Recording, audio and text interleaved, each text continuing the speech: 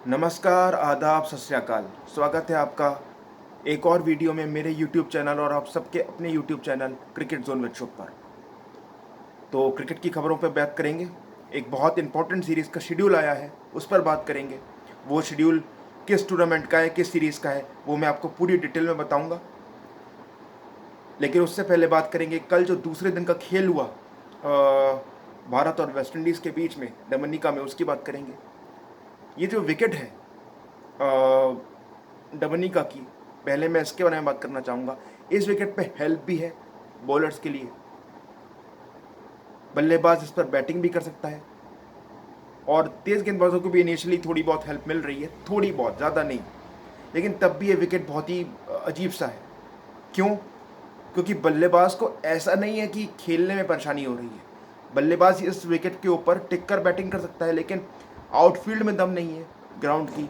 Wicket इतनी slow है कि बल्लेबाज अगर सेट भी है और अगर वो शॉट मार रहा है तो बॉल जो है आउटफील्ड में जाती है, तो आउटफील्ड उसको लेके नहीं जाती बाउंड्री तक। इतनी स्लो आउटफील्ड है और इतनी स्लो विकेट है कि बल्लेबाज को एक्स्ट्रा पावर लगानी पड़ती है शॉट्स मारने के लिए।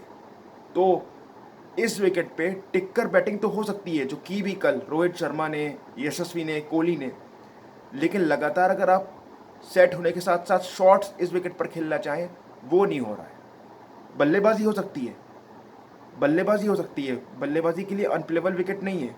जो वेस्ट इंडीज़ की बैटिंग हुई है पहली इनिंग्स में 150, वो वाली विकेट ये कतई नहीं है। लेकिन हाँ, इस विकेट पर शॉट मारना आसान नहीं है क्योंकि विकेट स्लो है।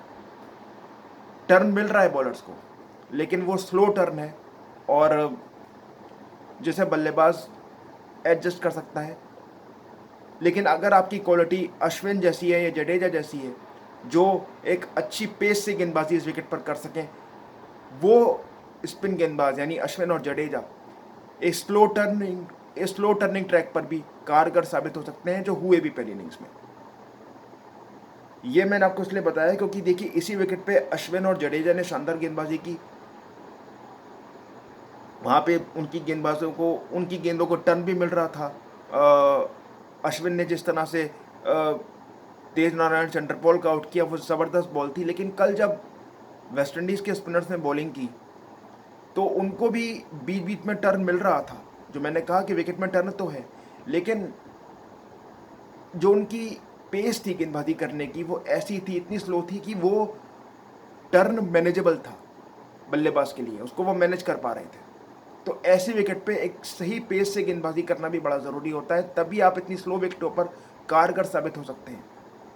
और फास्ट बॉलर्स के लिए ज़्यादा कुछ इस विकेट पे है नहीं। हाँ, इनिशियली थोड़ी बहुत हेल्प मिल रही है, लेकिन ज़्यादा कुछ नहीं है। तो ये बल्लेबाज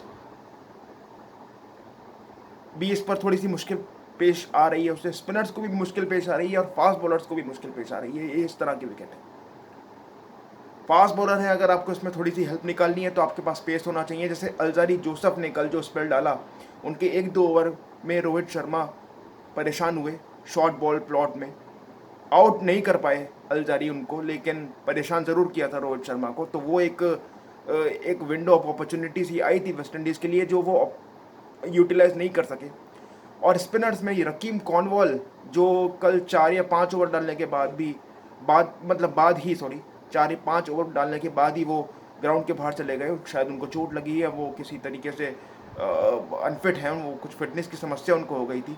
तो उन्होंने कुछ गेंदें डाली जिससे यशस्वी और रोहित शर्मा कुछ तंग ज़रूर हुए, लेकिन आउट नहीं हुए। लेकिन उसके बाद जब रकीम कॉर्नवॉल जब चले गए फिटनेस की समस्या के कारण ग्राउंड से बाहर, तो उसके बाद उनके ना होना वेस्ट इंडीज़ के लिए बहुत नुकसानदायक साबित हुआ, क्योंकि फिर वो वन बॉलर शॉट हो गए थे, जिसकी वजह से बाद में ब्रैथवेट को गेंदबाजी करनी पड़ी, कप्तान को। और उन्होंने फिर अथनाजी से गेंदबाजी करवाई। अथनाजी ने एक विकेट भी लिया, लेकिन वो कुछ भी प्रभाव नहीं छोड़ पा रहे थे, ना रोहित शर्मा के ऊपर, ना यशस्वी के ऊपर, जो अभी भी नॉट आउट है। और बाद में कोहली ने भी स्लो बैटिंग की, क्योंकि जैसा मैंने आपको बताया कि विकेट में पेस ही नहीं था। वो शॉट्स मार रहे थे, लेकिन जब आउटफील्ड में दम ही नहीं है, जब पिच में दम नहीं है, तो शॉट जाएगा कहाँ से। लेकिन पूरी सॉलिड बैटिंग की कोहली ने। 96 गेंदों में 36 रन बना के वो खेल रहे हैं और 37 का उनका स्ट्राइक रेट है। यशस्वी ने 350 बॉलें खेली और 143 रन बनाए। जी हाँ, बात करेंगे उनके जो शतक की, जो उन्होंने कल पहले ही मैच में लगाया। तीसरे ओपनर बन गए जिन्होंने पहले ही टेस्ट मैच में शतक बनाया, शिखर धवन और पृथ्वी शॉ के बाद। तो ज़बरदस्त पारी खेली यशस्वी जायसवाल ने। 350 बॉलें खेली हैं उन्होंने। कौन बोल सकता है इसको देखकर कि यही यशस्वी जायसवाल आईपीएल में ताबड़तोड़ बल्लेबाजी करते थे? तो ये दिखाता है कि उनका टेम्परामेंट कितना बढ़िया है, वो कितने अच्छे तरीके से तैयार होकर आए हैं इंटरनेशनल क्रिकेट के लिए, और कितने बड़े प्रोस्पेक्टिव वो साबित होंगे आगे चलकर भारत के लिए। कितने बड़े प्लेयर बनने की उनमें क्षमता है। और इसी फाइट बैक की मैं कल बात कर रहा था कि वेस्ट इंडीज़ ने इस तरह का फाइट बैक नहीं दिखाया जो कल की वीडियो मैंने की। 150 पे आउट होने वाली ये विकेट बिल्कुल नहीं थी। जी हाँ, विकेट स्लो है जिसकी वजह से बैटिंग यहाँ पे डिफेंसिव ज़्यादा हो रही है। विकेट के स्लो होने की वजह से शॉट्स इतनी आसानी से लगातार बल्लेबाज खेल नहीं पा रहा। लेकिन 150 पे आउट होने वाली भी विकेट बिल्कुल नहीं थी जो वेस्ट इंडीज़ आउट हुई पहली पारी में। तो 102 रन रोहित शर्मा ने भी बनाए यशस्वी के साथ। उन्होंने 10वां टेस्ट तक अपना लगाया। दूसरा शतक उनका भारत के बाहर आया, मतलब ओवरसीज़ ग्राउंड्स पे आया, सेकंड सेंचुरी उनकी। और 102 रन बनाए उन्होंने, 10 चौके और 2 छक्के भी उन्होंने लगाए। उन्होंने 221 गेंदों का सामना किया, 46 का उनका स्ट्राइक रेट रहा। यशस्वी तो 143 पे बैटिंग कर रहे हैं। 350 बॉलों में 40 का उनका स्ट्राइक रेट है। उन्होंने लगाए 14 चौके। और विराट कोहली, जैसा मैंने आपको बताया, 96 गेंदों में 36 रन, 1 चौका। तो भारत की पकड़ में यह टेस्ट मैच वो तो पहले ही दिन आ गया था। 162 रन की बढ़त है भारत के पास। अब भारत आराम से तीसरे दिन 2 सेशन बैटिंग करके कोशिश करेगा कि 350 के करीब लीड ले ली जाए, और फिर वेस्ट इंडीज़ को तीसरे दिन तीसरे सेशन में बल्लेबाजी करवा के फिर चौथे दिन ही भारत इस मैच को ख़त्म करने की कोशिश करेगा। मुझे नहीं लगता ये मैच 5वें दिन जाएगा, क्योंकि ये विकेट थोड़ा सा और हेल्पफुल हो जाएगा स्पिनर्स के लिए। और अश्विन और जडेजा की जो क्लास है उसको देखते हुए तो मुझे नहीं लगता कि वेस्ट इंडीज़ के बल्लेबाज ज़्यादा देर तक उनके सामने टिक पाएंगे। तो इस तरीके से इस टेस्ट मैच ने अभी तक, मतलब इस टेस्ट मैच का हाल है अभी तक। 150 पे वेस्ट इंडीज़ आउट, भारत 312 पर 2, और अभी शुरू भी हो चुका होगा तीसरे दिन का खेल। तो भारत पूरी तरीके से पकड़ बना रखा है इस टेस्ट मैच पर। और वेस्ट इंडीज़ तो बिल्कुल ऐसा लगता है उनको देख के कि उन्होंने छोड़ दिया, उन्होंने हार अपनी मान ली है कि भाई हम इस मैच में अब कुछ नहीं कर सकते। तो ऐसा मुझे उनका एटीट्यूड देख के लग रहा है। उनका मतलब, कहने का मेरा मतलब ये है कि वो काफ़ी टाइम तक वेट करते रहे कि बल्लेबाज मिस्टेक करेगा तो वो आउट होगा। उनकी तरफ से प्लान नज़र ज़्यादा मुझे नहीं आए, सिवाय अल्जारी जोसेफ के एक स्पेल के। भले ही 2 विकेटें जो वेस्ट इंडीज़ के बॉलर्स ने ली हैं, वो एक अतनाज़े और एक वॉरिकर ने ली है, लेकिन सबसे बेहतर जो गेंदबाजी की है मेरे हिसाब से वो अल्जारी ने की है, क्योंकि उनका एक स्पेल था जिसमें यशस्वी और रोहित दोनों थोड़े तंग हुए थे, दोनों को थोड़ी सी परेशानी हुई थी। लेकिन उसके अलावा कुछ खास गेंदबाजी नहीं की वेस्ट इंडीज़ ने, और अल्जारी ने भी उसी एक स्पेल में परेशान किया। उसके बाद खास गेंदबाजी वो भी नहीं कर पाए। तो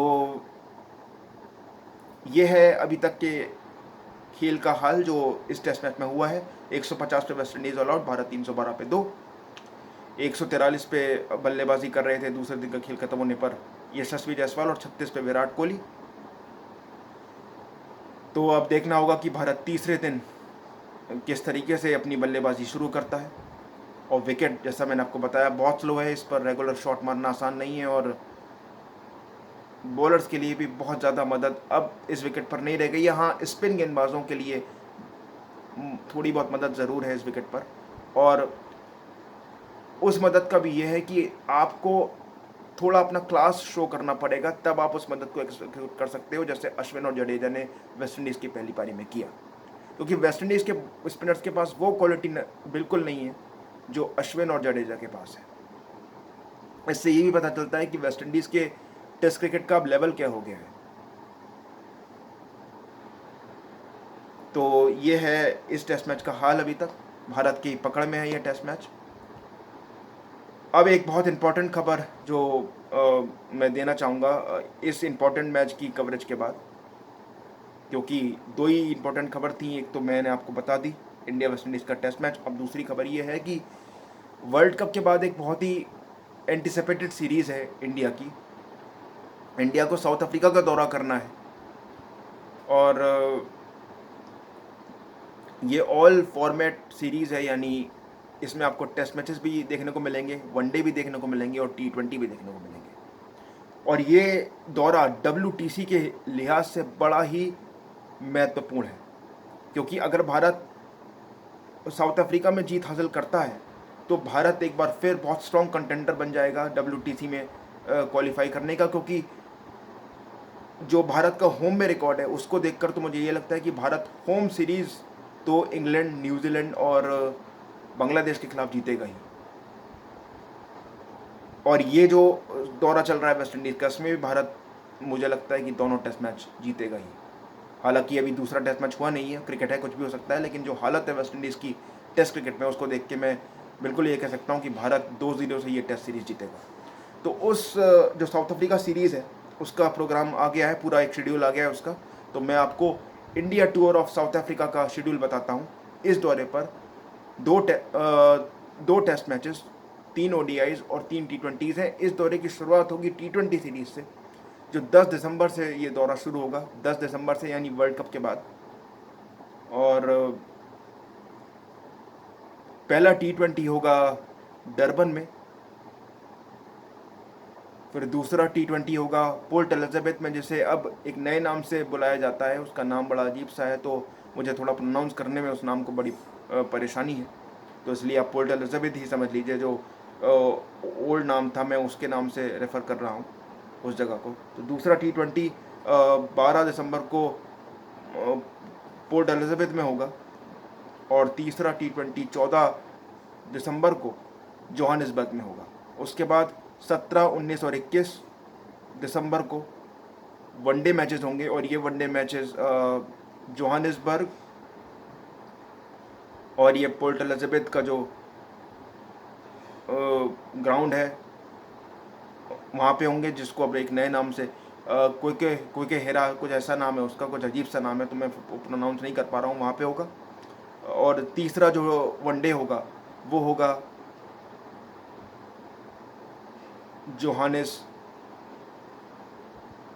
तीसरा जो वनडे होगा, वो पाल में होगा, पाल में। तो पहला वनडे जोहानिसबर्ग, दूसरा वनडे ये पोर्ट एलिजाबेथ में, और तीसरा वनडे जो होगा वो होगा पाल में। तो मैं फिर से बता देता हूँ आपको, थोड़ा कंफ्यूजन ना रहे जिससे। पहला T20 डरबन, दूसरा T20 12 दिसंबर को पोर्ट एलिजाबेथ, जैसे अब एक नए नाम से बुलाया जाता है, और तीसरा T20 होगा 14 दिसंबर को जोहानिसबर्ग में। तो 10, 12 और 14 को डरबन, पोर्ट एलिजाबेथ और जोहानिसबर्ग में 3 T20s।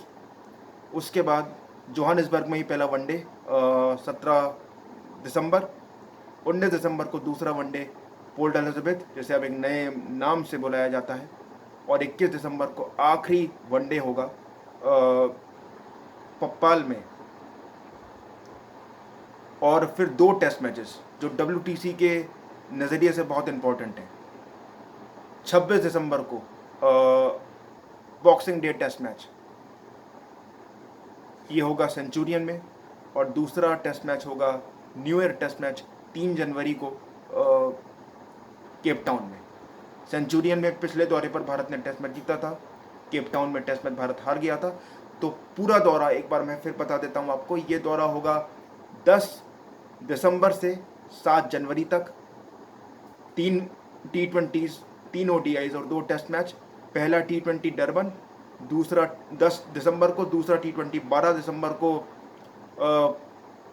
पोर्ट एलिजाबेथ, जिसे अब एक नए नाम से बुलाया जाता है। उसके बाद तीसरा T20 होगा 14 दिसंबर को जोहानिसबर्ग। उसके बाद 3 वनडे होंगे। 17 दिसंबर को पहला वनडे होगा, वो होगा जोहानिसबर्ग में ही। फिर दूसरा जो वनडे होगा 19 दिसंबर को, वो होगा पोर्ट एलिजाबेथ में। और 21 दिसंबर को तीसरा वनडे होगा पर्ल में। उसके बाद 2 टेस्ट मैचेस सेंचुरियन में, जो सुपर स्पोर्ट्स पार्क है, वहाँ पे पहला टेस्ट मैच, और 26 सितंबर को बॉक्सिंग डे टेस्ट मैच, और 3 जनवरी से 7 जनवरी तक दूसरा टेस्ट मैच होगा केप टाउन में। तो ये दौरा शुरू होगा डरबन से 10 दिसंबर को और ख़त्म होगा केप टाउन में 7 जनवरी को। तो ये एक बहुत ही मच एंटीसिपेटेड सीरीज़ होगी, जिसका हम सभी को इंतज़ार है, क्योंकि WTC के नज़रिए से ये बहुत इंपॉर्टेंट सीरीज़ होगी भारत की। और वनडे क्रिकेट तो थोड़ा कम हो जाएगा क्योंकि वर्ल्ड कप तब तक ख़त्म हो चुका होगा, लेकिन T20 भी बड़े इंपॉर्टेंट है, क्योंकि 2024 में जून में T20 वर्ल्ड कप में भारतीय टीम को हिस्सा लेना है वेस्ट इंडीज़ और USA में। तो उसके हिसाब से भी ये T20 जो होंगे, जिससे ये दौरा शुरू होगा, बहुत इंपॉर्टेंट ये मैचेस होंगे T20 के भी। तो ये है India tour of south Africa, 10 दिसंबर से शुरू, 7 जनवरी को ख़त्म। 2 टेस्ट, 3 वनडे और 3 T20s। शुरुआत होगी T20 मैचेस से और ख़त्म होगा टेस्ट मैचेस पर। तो लगभग 1 महीने का ही दौरा आप इसे समझ लीजिए, और ये बड़ा ही एक एक्साइटिंग दौरा होगा। तो यही खबर थी आज क्रिकेट की दुनिया में। और एशिया कप का शेड्यूल अभी तक नहीं आया है। जी हाँ, 14 जुलाई यानी आज शेड्यूल आ जाना था, लेकिन अभी तक तो जो खबर मैंने तलाशी है डिफरेंट प्लेटफॉर्म्स पे और सोशल मीडिया वगैरह पे, अभी तक कोई शेड्यूल अनाउंस नहीं हुआ है एशिया कप का। हालांकि जो टेंटेटिव डेट्स थी एशिया कप के मैचेस की, वो मैंने आपको अपनी पिछली वीडियो में बता दी हैं। 5 दिसंबर और 10 दिसंबर को एशिया कप में इंडिया पाकिस्तान के 2 मैच हो सकते हैं, ग्रुप स्टेज और सुपर 4। और 5 और 10 दिसंबर नहीं, सितंबर 5 सितंबर और 10 सितंबर को इंडिया पाकिस्तान के 2 मैच हो सकते हैं, ग्रुप स्टेज और सुपर 4। और 7 सितंबर को भारत और नेपाल का मैच हो सकता है। ये मैचेस श्रीलंका में होंगे मोस्ट प्रोबेबली, पल्ले किले में ये मैचेस हो सकते हैं। अभी ऑफिशियल शेड्यूल आना बाकी है एशिया कप का, जिसका हम सभी को इंतजार है। तो ये खबर थी, मैंने आपसे चर्चा की इंडिया वेस्ट इंडीज़ के टेस्ट मैच के दूसरे दिन के बारे में।